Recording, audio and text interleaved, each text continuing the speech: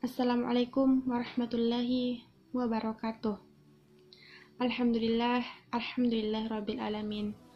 Wa nasta'inuhu wa nastaghfiruh wa na'udzu billahi min syururi anfusina wa min sayyiati a'malina. May yahdihillahu fala mudhillalah wa may yudhlilhu fala hadiyalah. Asyhadu an la ilaha illallah wa asyhadu anna Muhammadan abduhu wa rasuluh la nabiyya ba'dah.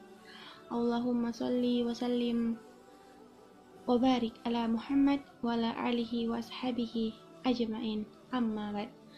Saudara-saudaraku dan saudari-saudariku sekalian, alhamdulillah kita bersyukur kepada Allah Subhanahu wa taala atas limpahan nikmat yang telah diberikan kepada kita semua. Baiklah, pembahasan kita pada saat ini adalah bagaimana menghadapi tantangan modernisasi. Perkembangan hidup kita sudah seperti ini. Zaman sekarang sudah seperti yang bisa kita lihat. Perkembangan zaman sudah difasilitasi oleh banyaknya berbagai produk-produk teknologi. Maka yang dibutuhkan sekarang ini adalah seorang muslim yang hidup di era modern. Muslim yang bisa menjamin dan menjaga nilai tradisinya di tengah perubahan zaman sekarang ini. Sebagaimana kita membahas modernisasi, pastinya kita juga akan membahas globalisasi. Di era globalisasi yang kita lihat di zaman ini, banyak sekali dampak-dampak positif, tapi juga ada dampak-dampak negatifnya. Dampak-dampak positif yang kita rasakan adalah berbagai macam kemudahan dan kemajuan teknologi. Namun, di belakang sana terdapat berbagai macam dampak-dampak negatif yang terkadang kita lihat luar biasa. Mengapa demikian? Karena pertama, bahwa media-media internasional ini hampir rata-rata dikuasai oleh orang-orang Yahudi. Dan tentu orang-orang Yahudi tersebut ingin sekali, dan bagaimanapun caranya, ingin sekali merusak bangsa-bangsa di dunia ini. Orang-orang Yahudi mempunyai suatu keyakinan dalam kitab sucinya yang biasa disebut dengan Talmud, bahwa selain bangsa Yahudi adalah binatang yang berbentuk manusia. Makanya tidak aneh dengan berbagai segala macam cara yang dilakukan orang Yahudi agar bisa menghancurkan bangsa-bangsa di dunia ini.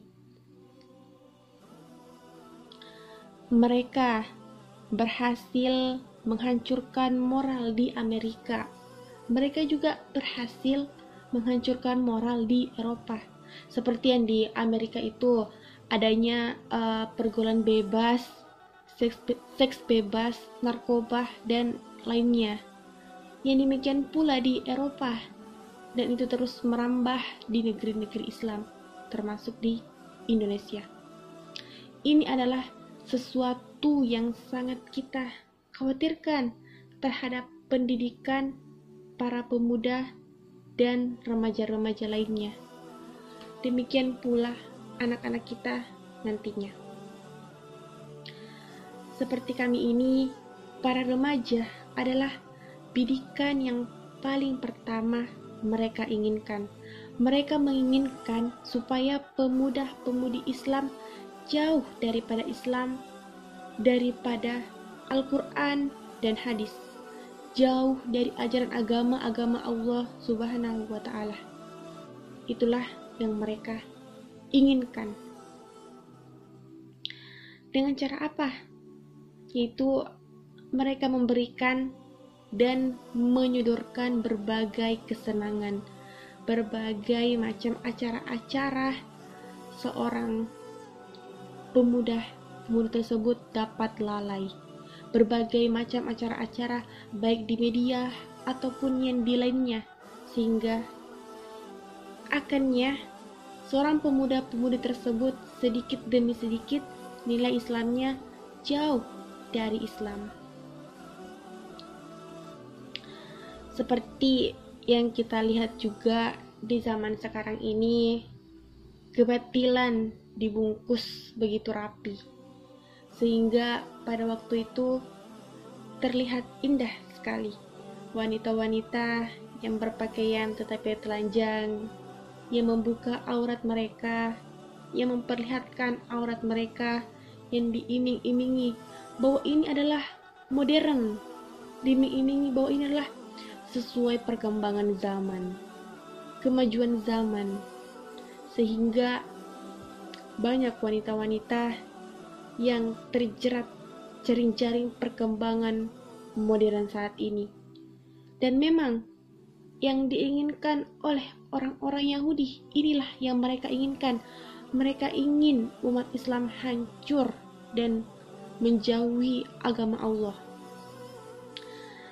Seperti yang kita tahu juga, bahwa jika kita sudah memasuki era globalisasi ini, di mana wilayah-wilayah geografis sudah tidak bisa menjadi pembatas untuk mendapatkan berbagai informasi di belahan dunia manapun. Akibatnya adalah timbul budaya-budaya baru dan kebiasaan-kebiasaan baru yang bersifat global dan mencerminkan modernisasi, yaitu seperti yang hidup konsumerisme, hedonisme, materialistik, dan berbagai sumber dari orang-orang Yahudi tersebut. Tujuan yang paling utama dari globalisasi ini adalah transformasi masyarakat global, di mana orang-orang Yahudi ingin menjadikan dunia yang heterogen menjadi yang homogen. Maksudnya adalah merubah dari segala sesuatu yang berbeda-beda menjadi suatu pemikiran satu, budaya, dan satu visi misi dengan standar budaya mereka, yaitu budaya orang-orang Yahudi tersebut. Oleh karena itu, kita sekarang ini harus bersyukur bahwasanya kita sudah difasilitasi dengan kegiatan seperti yang sudah diselenggarakan, yaitu acara kegiatan sains yang berisikan tentang bagaimana membangun kaidah-kaidah Islam, bagaimana mengkaji Islam dan memahami Al-Quran, supaya melindungi pikiran-pikiran yang menyesatkan di dalam memahami Al-Quran dan hadis Nabi Shallallahu Alaihi Wasallam, terutama di era globalisasi ini. Dan juga agar bisa terhindar dari pengaruh-pengaruh orang Yahudi, kita bisa mulai mempelajari dan mengikuti dalam kehidupan sehari-hari kita, seperti pengajian, terus mendengarkan ceramah, bersikap dan berpikir dan berperilaku sesuai dengan apa yang diatur dan dicantumkan dalam Al-Quran, dan tidak melakukan perbuatan atau sikap negatif yang dilarang oleh Al-Quran. Dalam menghadapi masa modern saat ini, kita harus menjadikan Al-Quran sebagai acuan dalam bertingkah dan berperilaku dalam kehidupan sehari-hari kita. Mungkin hanya ini yang bisa saya sampaikan. Semoga bisa menjadi berkah dan bermanfaat bagi kita semua. Dan semoga kita selalu diberi ampunan dari Allah Subhanahu wa Ta'ala. Baiklah. Subhanakallahumma wa bihamdik, asyhadu an la ilaha illa anta, astaghfiruka wa atubu ilaik. Wassalamualaikum warahmatullahi wabarakatuh. مولاي صل وسلم دائما أبدا على حبيبك نبيك خير الخلق